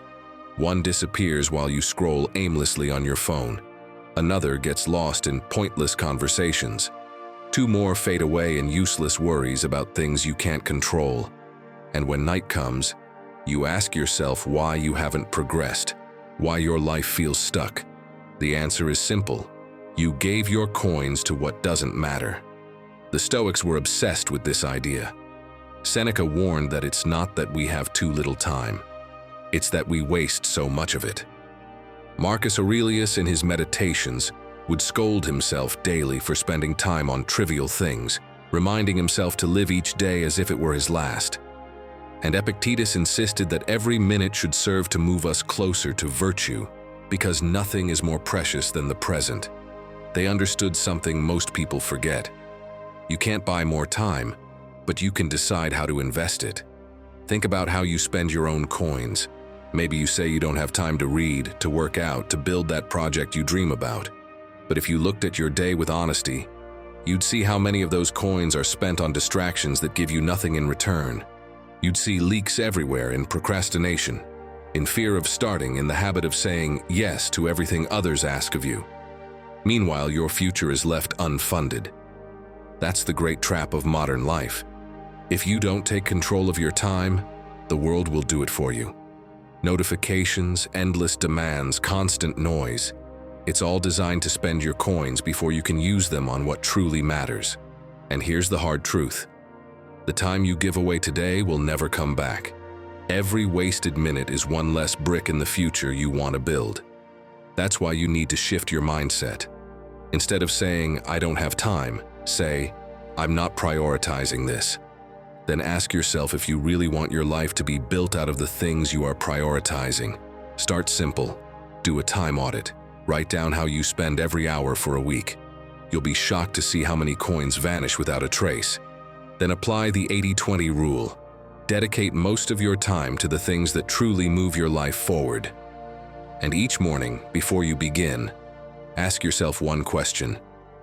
If today were my last chance, how would I spend my 24 coins? My friend, once you start treating your time as the treasure it is, everything will change. You'll stop wasting it on what doesn't serve your purpose. You'll stop letting others decide how you spend it. Each coin will become an investment in your growth, your peace, your future. And when you look back, you won't regret what you lost, because you'll know every second counted. Because if you keep using your time the way everyone else does, you'll end up with the same empty results they do. But if you choose to invest it with intelligence, with intention, with purpose, your mindset will rise above the average. And when the day ends, you'll smile knowing that those 24 coins weren't wasted. They became the life you always wanted to live. Now tell me, what will you invest your first coin in tomorrow? Write it in the comments with this phrase, "Today I decide how I spend my life." Because every day gives you a new chest, and it's up to you whether you turn it into gold or let it scatter in the wind. Lesson number 25. Live by your principles, not by your impulses. How many times have you made a decision and later thought, "What was I thinking?" An unnecessary purchase because you were stressed? A message you should never have sent because you were angry? A project you abandoned because you got bored?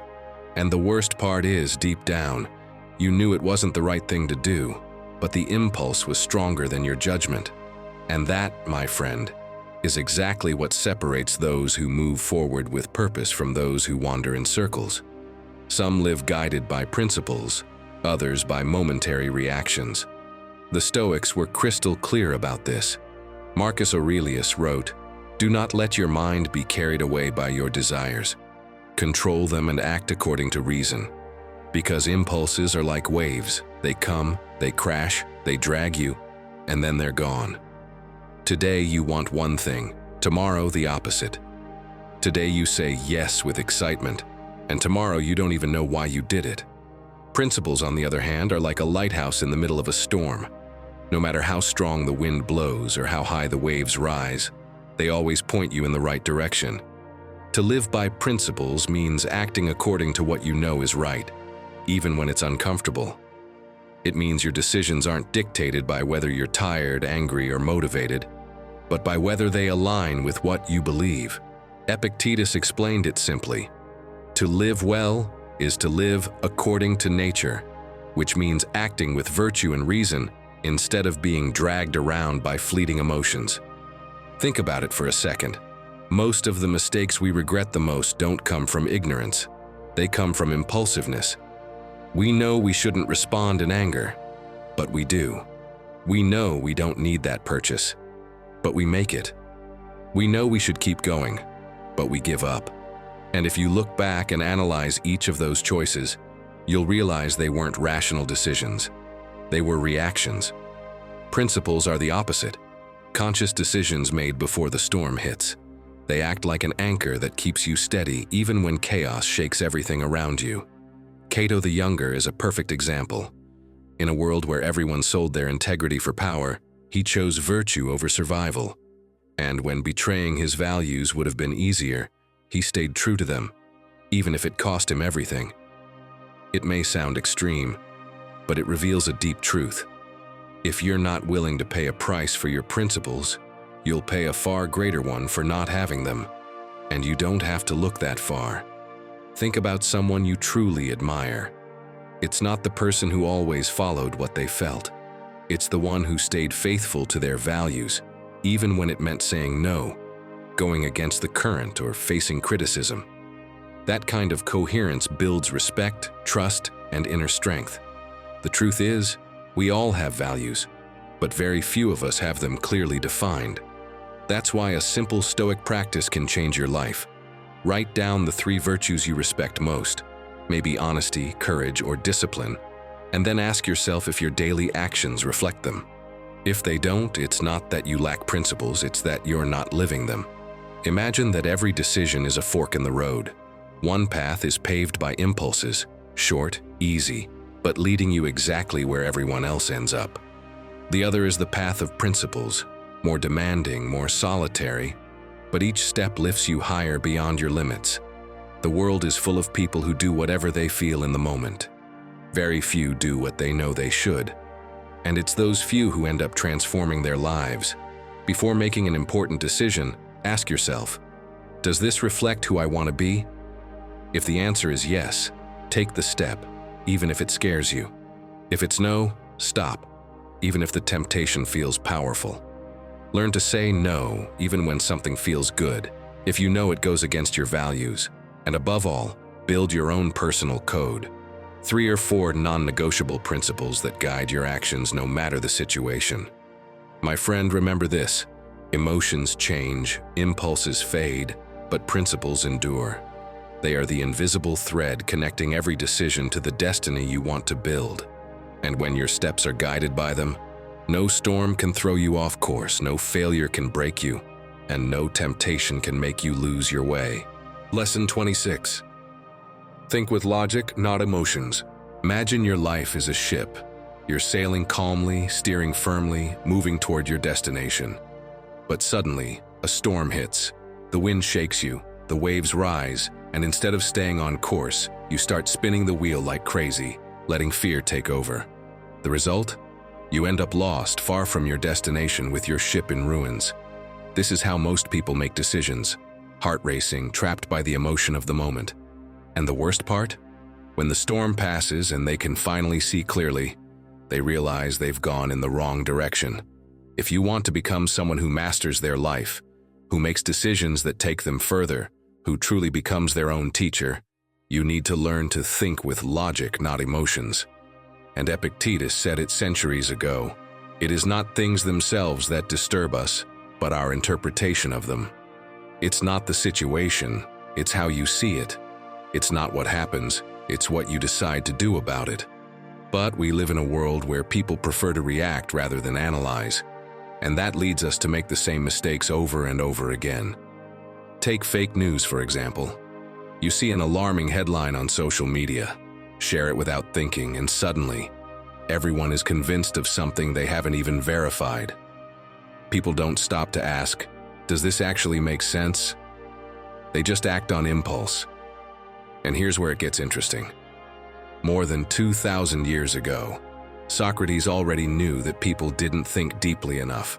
That's why he created his famous method of questioning. Instead of simply accepting what someone said, he would respond with another question, and another, until the person realized their argument didn't hold up. Imagine someone saying, "Everything natural is good." Socrates wouldn't contradict them outright. He'd simply ask, "So is natural poison also good?" The person, caught in their own flawed logic, would be forced to reconsider their position. And little by little, Socrates helped others think more clearly, to avoid being swayed by emotional, baseless statements. Now, my friend, let me put you in a situation. You've been working with a family member for years in a business. At first, everything was great, but now you feel stuck. You have bigger ambitions, you want to grow, but you know that if you stay, you'll never move forward. The problem? You don't know how to bring it up without turning it into a family drama. Every time you think about it, emotions take over. The fear of conflict, the guilt of wanting something different, the anxiety of imagining what they'll say. So you decide to stay, but deep down, you know you're sabotaging yourself. This is where you need to apply what the Stoics taught. If you let emotions take over, you'll keep making decisions that leave you stuck. But if you learn to think logically, you'll finally see the situation clearly. So think, what would Marcus Aurelius do in my situation? First, instead of reacting with fear or guilt, he would ask questions before making a decision. Why do I want to leave this business? What do I want to improve? How can I communicate it without damaging the relationship? Asking questions forces you to slow down and analyze the situation from a different perspective. He also wouldn't accept any information without verifying it. Sometimes, we assume something will be a disaster just because we imagine the worst. But is that really true? Do I know anyone who has been in this situation and handled it well? Am I seeing all my options, or just the ones that scare me? And most importantly, he wouldn't make decisions at the peak of an emotion. If you have an argument with your family member and storm out saying, "I quit. I can't take this anymore," chances are you'll regret it the next day. But if you make your decision when you're calm, after thoroughly analyzing everything with logic, you'll know you did the right thing. My friend, remember this. If you control your mind, you control your decisions. And if you control your decisions, you control your life. So tell me, are you going to keep letting yourself drift, or are you going to take the wheel and steer with clarity? Lesson 27. Discipline beats excuses. Want to know the real secret that separates those who go far from those who just keep dreaming? It's not talent. It's not luck. The Stoics figured it out centuries ago, and today, it's still the difference between living like everyone else or rising above them. And that, my friend, is what you need to understand if you truly want to stop living like the rest. Because if you keep following the same path, with the same excuses and the same habits, you'll end up in the same place, lost in the crowd. Think about the last promise you broke. You said you'd start reading every night, that you'd go to the gym, that you'd finally work on that project you've been putting off for years. And for a couple of days you did. Then came the tiredness, the bad mood, the lack of time. It's fine if I skip today, you told yourself, then tomorrow too, until the whole plan vanished. And no, it's not because you're weak. You quit because you were waiting to feel like doing it. But Stoicism isn't based on how you feel. It's based on what you must do. Epictetus knew this well. He said that no one can be free without mastering themselves. And mastering yourself doesn't mean doing things when you feel like it. It means doing them precisely when you don't. It means acting when your mind throws out every excuse, when your body asks for rest, when everything around you tells you to give up. Discipline is a lot like the work of a sculptor. Picture Michelangelo standing in front of a massive block of marble, shapeless, dull, with nothing about it that stands out. For weeks, there are no visible signs of progress. Just repeated strikes, chunks falling to the floor, dust covering the studio. From the outside, anyone would think he's wasting his time. But he doesn't see a block. He sees David hidden inside that stone. Each strike isn't random. It's one more step toward revealing what's already there, waiting to be freed. And you are that block too. Every time you get up when you don't want to, when you read even though you're tired, when you keep your word even if no one notices, you're chipping away at your own marble. At first, maybe nothing seems to change. No results, no reward, no recognition. But silently, strike after strike, you're sculpting your character, removing what's in the way, shaping who you can become. Marcus Aurelius understood this firsthand. He ruled an empire, faced wars, and made decisions that could alter the lives of millions.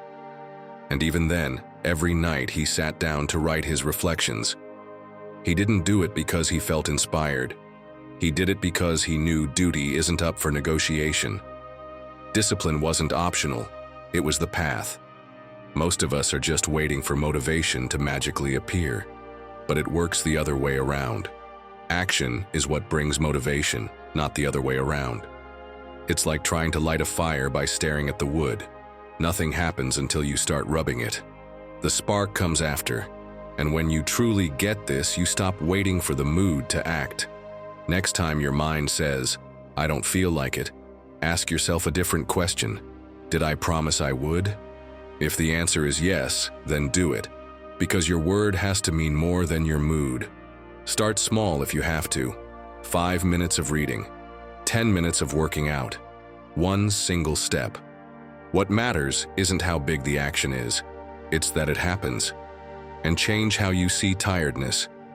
We've been taught to take it as a sign to stop, but in reality, it's proof you're growing. Muscles hurt when they get stronger. Your mind complains when it expands. Every time you keep going despite the discomfort, you're shedding who you were yesterday. You'll realize this. The ones who only act when they feel like it are stuck in an endless loop of false starts and quick exits.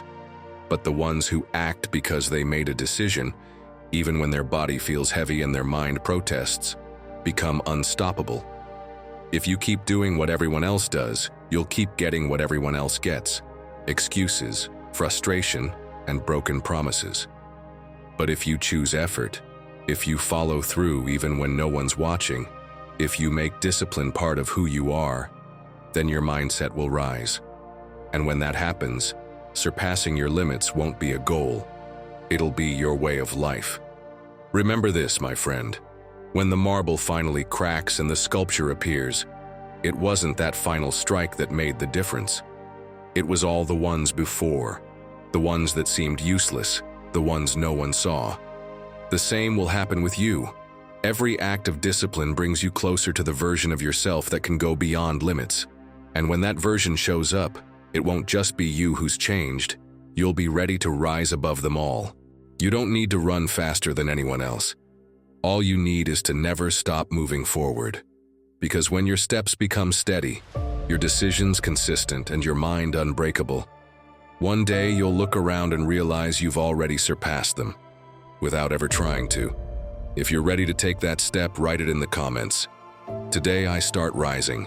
The fact that you've made it to the end says a lot about your commitment to yourself. And that's what builds real strength, day by day. Subscribe so you don't miss what's coming next. And if you know someone who needs this message, share it with them. Click the videos on screen and let's keep walking this path together.